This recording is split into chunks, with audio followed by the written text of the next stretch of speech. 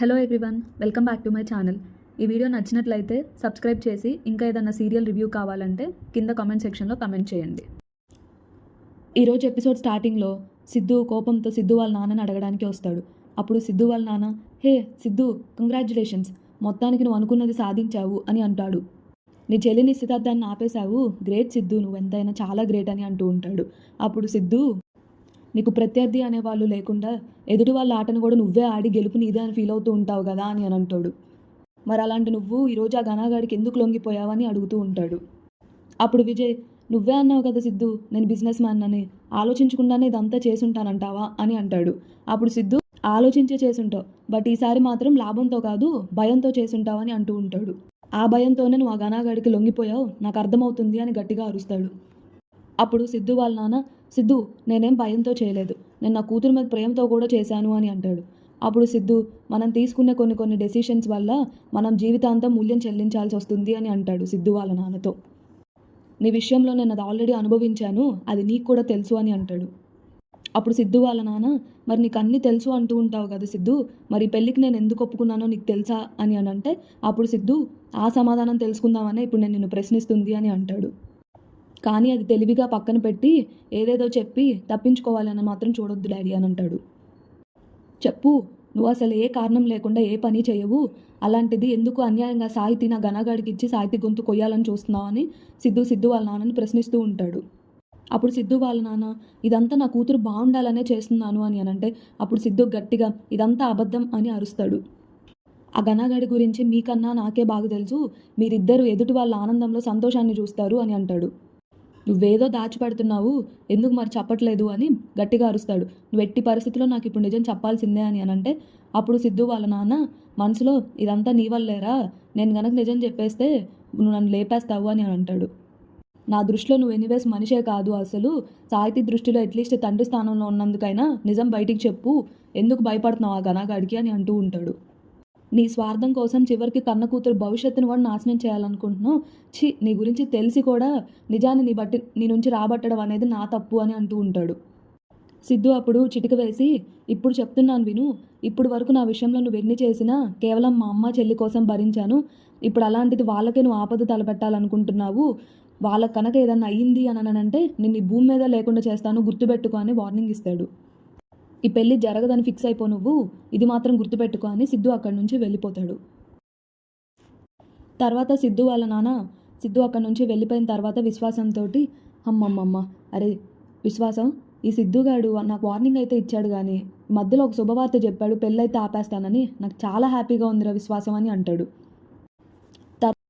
తర్వాత ఘన వర్ష ఇద్దరు మాట్లాడుకుంటూ వర్ష ఘనతోటి ఇలా అంటుంది, సారీ ఘన, నేను నీ ప్రేమను అనుమానించడానికి రాలేదు, నిశ్చితార్థం అని తెలిసి అక్కడికి వచ్చాను అని అంటే అప్పుడు వెంటనే ఘన, అది నిజమని నమ్మి నన్ను నీ పైన ఉన్న ప్రేమని అనుమానించడానికి వచ్చావా అని అంటాడు.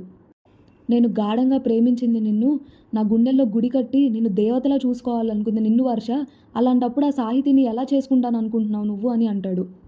అప్పుడు వర్ష, ఈ మధ్య నువ్వు నాతో సరిగ్గా మాట్లాడట్లేదు, నేను ఫోన్ చేసినా కూడా సరిగ్గా రెస్పాండ్ అవ్వట్లేదు, అలాంటప్పుడు నాకు మాత్రం టెన్షన్ ఉండదా ఘన అని అంటూ ఉంటుంది.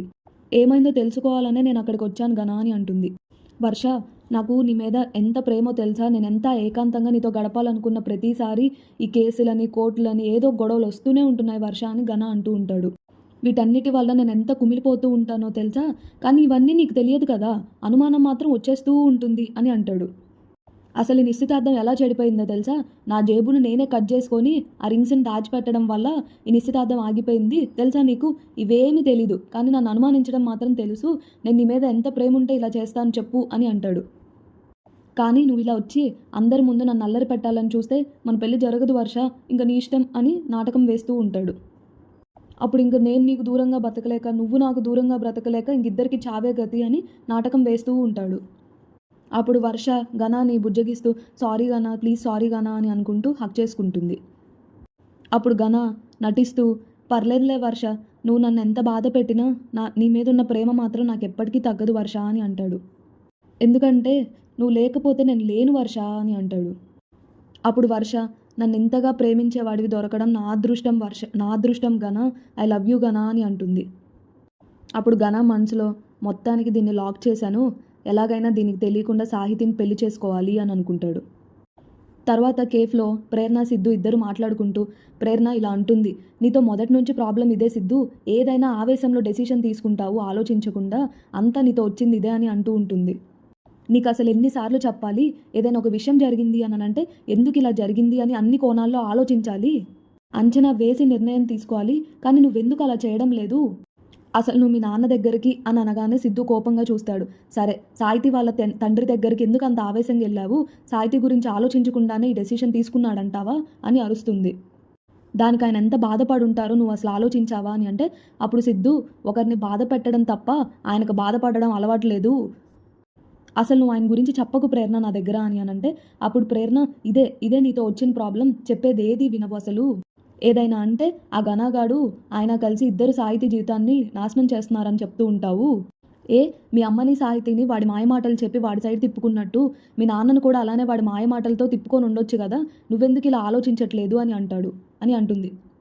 అప్పుడు సిద్ధు ప్రేరణతోటి, నీకు అసలు ఆయన గురించి ఏం తెలుసు అని మాట్లాడుతున్నావు, నా చిన్నప్పటి నుంచి ఆయన చూస్తూ ఉన్నాను, ఆయన ఎలాంటి వాడు, ఆయన బుద్ధేంటి అని. అప్పుడు ప్రేరణ, ఇదిగో అతను ఎన్నేళ్ళ నుంచి తెలుసు అనేది పాయింట్ కాదు ఇక్కడ, నువ్వు తనని ఎలా అర్థం చేసుకుంటున్నావు అనేది ఇక్కడ. లేదు సిద్ధు, ముమ్మాటికి నువ్వు ఆయనను అపార్థం చేసుకుంటున్నావని నాకు అనిపిస్తుంది ఈ విషయంలో మాత్రం, అందుకే ఇప్పటికీ నువ్వు ఆయన బాధ పెడుతూనే ఉన్నావు అని అంటే, అప్పుడు సిద్ధు ప్రేరణ అని గట్టిగా అరుస్తాడు. బాధ పెడుతుంది నేను కాదు, పెద్ద మనిషి రూపంలో చలాయిస్తుంది వాడు అని అంటాడు. వాడే నాకు అసలు జీవితం లేకుండా చేశాడు, నా కన్న తల్లిని కూడా వాడు పరాయిదాన్ని చేశాడు, మా అమ్మ ముందు నన్ను చెడ్డవాడిని చేయడానికి వాడు ఇప్పటికీ నటిస్తూనే ఉన్నాడు, మరి అలాంటి వాడిని నన్ను ఎలా నమ్మమంటావు నువ్వు అసలు అని సిద్ధు ప్రేరణను ప్రశ్నిస్తూ ఉంటాడు. అలాంటి వాడు నా చెల్లి మంచి కోరతాడని నేను ఎలా ఆశించమంటావు అని అంటాడు. తర్వాత విజయ్ కాఫీ తాగుతూ ఇలా అనుకుంటాడు, ఈ మంజుని భర్త అనే సెంటిమెంట్తో కన్విన్స్ చేయొచ్చు, ఈ సిద్ధు గారిని తల్లి అనే సెంటిమెంట్తో కన్విన్స్ చేయొచ్చు, బట్ ఈ ఘనగాన్ని ఏం చేసి కన్విన్స్ చేయాలో ఏం అర్థం కావట్లేదు నాకు అని అనుకుంటూ ఉంటాడు. అయినా అనుకున్నది సాధించడానికి దేనికైనా దిగజారే తత్వం నాదైతే దేనికైనా తెగించే తత్వం ఆ ఘనగాడిది. అప్పుడే ఘన విజయ్కి కాల్ చేస్తాడు. అప్పుడు విజయ్, వీడేంటి నాకు ఇప్పుడు కాల్ చేస్తున్నాడు అనుకుంటే, తర్వాత ఫోన్ ఎత్తి, ఇప్పుడే నీ గురించే తలుచుకుంటున్నాను అని విజయ్ ఘనతో అంటాడు. అప్పుడు ఘన, ఈ ఘనగాడి పీడ ఎప్పుడు విరగదవుతుందా అని ఆలోచిస్తున్నారు కదా అని అంటాడు. అప్పుడు విజయ్, సర్లేగానే ఎందుకు కాల్ చేసావనంటే, ఘన కంగ్రాచులేషన్స్ చెప్దామని అంటాడు. కంగ్రాట్సా దేనికి అని విజయ్ అంటే, అప్పుడు ఘన, మీరు మీ అబ్బాయి కలిసి ఇద్దరు సక్సెస్ఫుల్గా నా నిశ్చితార్థాన్ని చెడగొట్టారుగా అని అంటాడు. అప్పుడు విజయ్, ఘన ఊరుకుంటున్నాను కదా అని నీ నోటికి వచ్చినట్టు మాట్లాడుకు అని అంటే, అప్పుడు ఘన, అదే నేను చెప్తున్నాను, నేను అనుకున్న దానికి ఎవరైనా అడ్డొస్తే అస్సలు ఊరుకోను అని అంటాడు. అప్పుడు విజయ్, ఏంటి బెదిరిస్తున్నావా అని అంటే, అప్పుడు ఘన, లేదు నేనెక్కడ బెదిరిస్తున్నాను, నీ కూతురుతో నా పెళ్ళి జరగాలి ఖచ్చితంగా అని అంటాడు. అప్పుడు విజయ్, మా ఆవిడ చేస్తానందిగా ఎలానో అంటే, అప్పుడు ఘన, కానీ మీరందరూ కలిసి తను ఆపాలనుకుంటున్నారు కదా అని అంటాడు. అప్పుడు విజయ్, నేనెందుకు ఆపుతాను అని అంటే, అప్పుడు ఘన, అవునా, మరి మా నిశ్చితార్థం ఆగిపోయినప్పుడు నువ్వే కదా మరి వెంటనే చెప్పాలి మా ఇద్దరు ఎంగేజ్మెంట్ చేస్తాను అని, కానీ నువ్వేం మాట్లాడలేదు కదా అక్కడ అని అంటాడు. మీ ఆవిడ మాట్లాడే వరకు నువ్వేం మాట్లాడలేదు కదా అక్కడ అంటే, నీకు మా పెళ్ళి జరగడం ఇష్టం లేదు, ఇది క్లియర్గా అర్థమవుతుంది అని అంటాడు ఘన. అప్పుడు ఘన, చూడు నేను తలుచుకుంటే ఏమవుతుందో నీకు తెలుసు కదా అని అంటే, అప్పుడు విజయ్, ఏంట్రా నువ్వు తలుచుకునేది, నేను తలుచుకుంటే ఏమవుతుందో నీకు తెలుసు కదా, నీ ఆనవాళ్ళు కూడా లేకుండా చేస్తాను గుర్తుపెట్టుకో అని వార్నింగ్ ఇస్తాడు. అప్పుడు ఘన విజయ్తో, చూసావా నీ మనసులో మాట ఎలా బయటకు వచ్చిందో చూసావా, నీ రహస్యం నా దగ్గర ఉంది అని మాత్రం మర్చిపోకు అని అంటాడు. మర్యాదగా ఈ పెళ్ళికి ఒప్పుకొని నా కాళ్ళు గడిగి కన్యాదానం చెయ్యి, లేదంటే నేనేం చేస్తానో నాకే తెలీదు అని అంటే, అప్పుడు విజయ్, రే ఇక్కడ the great business man Vijayanand ఇక్కడ అని గట్టిగా అరుస్తాడు. నీలాంటి వాళ్ళని 100 మందిని నా కాళ్ళ దగ్గర ఉండే కెపాసిటీ నాది అని అంటాడు. అలాంటి నేను నా స్థాయి కూడా లేని వాడిని నీ కాళ్ళు నేనెలా కడుగుతాను అనుకుంటున్నావురా అని అంటాడు. కాళ్ళు విరక్కొడతాను కానీ అని అంటాడు. అప్పుడు విజయ్, ఇప్పుడు చెప్తున్నాను విను, నాకు ఈ పెళ్ళంటే అసలు ఇష్టమే లేదు, ఎవ్వరు జరిపించాలని చూసినా నేనే ఆపేస్తాను అని అంటాడు. ఏం చేసుకుంటావో చేసుకోరా అని ఫోన్ కట్ చేస్తాడు. తర్వాత సిద్ధు కోపంగా ఇంటికి వచ్చి, రే విజయానంద్ బయటికి రారా నువ్వు అని గట్టిగా అరుస్తూ ఉంటే, అప్పుడే సిద్ధు వాళ్ళ అమ్మ వచ్చి, రే సిద్ధు నీకెంత ధైర్యం ఉంటే తండ్రిని పట్టుకొని పేరు పెట్టి పిలుస్తావురా అని అరుస్తుంది. మతిపోయిందా నీకు అని గట్టిగా అరిస్తే, అప్పుడు సిద్ధు, మతిపోయింది నాకు కాదు, వీడేం చేశాడో నీకు తెలిస్తే నువ్వే వాడిని బయటికి నెట్టేస్తావమ్మా అని అంటాడు. అప్పుడు విజయ్, సిద్ధు ఎందుకంత ఆవేశం అని అంటే, సిద్ధు నువ్వు చేసిన అరాచకం తెలిసాక ఆవేశపడక సైలెంట్గా ఉండమంటావా అని అంటాడు. అప్పుడు సిద్ధు వాళ్ళమ్మ, నువ్వు మాట్లాడుతుంది మీ నాన్నతో, నువ్వు ఏది పడితే అది మాట్లాడొద్దు అని అంటే అప్పుడు సిద్ధు, అమ్మ నేను నీకు 100 సార్లు చెప్పాను, వీడు నాకు తండ్రే కాదు అసలు అని అంటాడు. ఈరోజు వీడు చేసిన నిర్వాకం తెలిసాక వీడు అసలు మనిషే కాదు అని అంటున్నాను. అప్పుడు సిద్ధు వాళ్ళమ్మ, ఏం చేశారు ఆయన, ఏం చేశారు చెప్పు, నువ్వు అంతగా కన్నెర చేసే అంతగా ఏం చేశారు ఆయన అసలు, ఆయన చేసిన తప్పేంటి, నిన్ను కన్న కొడుగ్గా ప్రేమగా చూసుకోవడం ఆయన చేసిన తప్పు అని అంటే అప్పుడు సిద్ధు, ఈ భ్రమలో ఉన్నావు కాబట్టే వాడు ఆగడాలన్నీ సాగుతున్నాయి.